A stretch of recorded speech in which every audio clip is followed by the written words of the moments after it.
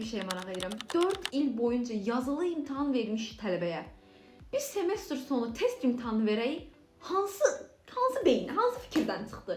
Kim səsləndirdi bu fikri? Semestr imtahanı hazırlaşırıq. Özdə 3-ünə birdən. Özdə son gecə. Özdə son gecə də yox, son saatlar. Çünki gecə saat 12-nə oldu şey. Eyni gün olur, nəysə. Yaş eləmək sevirəm həyatda. Son anlara buraxmaq, biraz çətinlik çəkmək.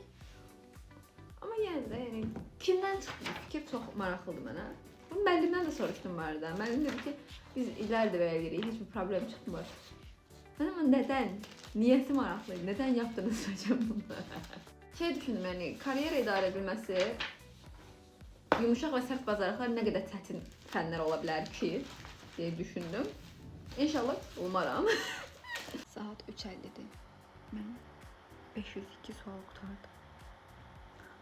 Çox təşəkkür ederim. Bu arada o kadar değindim falan ama test usulu daha rahat imiş. Keş bize 4 ilde zülüm çəkdirəcəklərini elə test usulu verəymişlər. Yemək molası verək. Bugün heç nə yeməmişəm. Yenidən sonra dərs oxumağa davam elədim. Sonra dedim ki, yatım, durup oxuyaram davamını. Uşaqlar yatdım, durdum da. Amma sonra geri yatdım. Dedim, əşi boş ver. Bugünə qədər hansı imtahana tam hazırlaşıb getmisən ki?